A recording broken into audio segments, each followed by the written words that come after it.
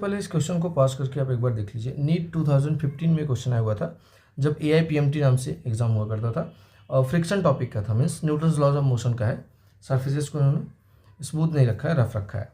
यहाँ पे जैसे कि फिगर में आप देख सकते हैं, मैंने अंडरलाइन कर लिया है कीवर्ड्स। ये बॉडी M1 कितनी तेजी से नीचे जाएगा, किस एक्सेलरेशन से, उन्होंने इसको पूछ रखा है। और ये आपका आइडियल कंडीशन दिया हुआ है, स्ट्रिंग को मासलेस लीजिए और पुल्ली फ्रिक्शनलेस एंड मासलेस है।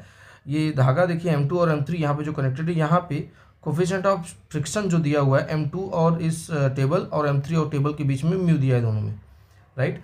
तो और तीनों चल रहे हैं, कनेक्टेड बॉडी सिस्टम है, कंस्ट्रेंट मोशन का एग्जांपल है। और बट ऑब्वियस है, जितने एक्सेशन से M1 नीचे जाएगा डाउनवर्ड, उतने एक्सेशन से M2 को आगे जाना चाहिए, उतने एक्सेशन से M3 को आगे जाना चाहिए डेफिनेटली। तो हम यहाँ न्यूटन्स लॉ सिस्टम के लिए लगा देते हैं। पूरे सिस्टम में F equal to ma means net external force applied is equal to mass of the system acceleration of the system, क्योंकि तीनों का एक्सेशन सेम होगा। अच्छा, नेट एक्सटर्नल फोर्स, इसको देखिए आप, M1 को नीचे खींचने वाला कौन था, एक्सटर्नल। अगर एक सिस्टम लेंगे तो इसको नीचे खींचने वाला सिर्फ M1G, इसका खुद का वेट। और बाकी तो टेंशन, इनकी एक सिस्टम अगर आप बना लेते हैं ऐसे, तो टेंशन तो इंटरनल हो गया, खैर उसको हम हटा सकते हैं यहाँ पे। या तो आप FBD बना के कीजिए तीनों बॉडीज के लिए।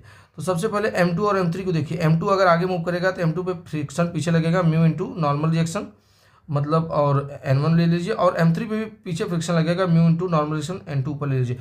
क्वेश्चन में दिया हुआ है आपको M1 M2 M3 तीनों के मास सेम है, मतलब M ले लेना है। तो जरा सोचिए, M2 वाले पे जो फ्रिक्शन लगेगा, आगे अगर मूव करा तो फ्रिक्शन लगेगा पीछे की तरफ, और नॉर्मल रिएक्शन कितना लगेगा, जितना इसका वेट है M2G, मतलब नॉर्मल रिएक्शन भी कितना हो जाएगा M2G। तो म्यू इंटू M2G आप लिख सकते हैं। लेकिन M2G लिखने और M3 वाले के केस में भी यही लगेगा, म्यू इंटू M3G।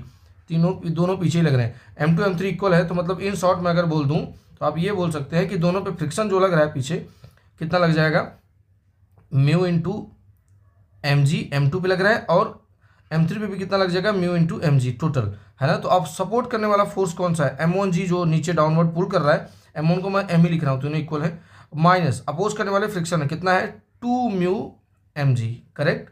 इसका friction mu into normal reaction, इसका friction mu into normal reaction, is equal to कितना हो जाएगा, मास, तीनों का मास कितना है, 3m इंटू एक्सेलरेशन।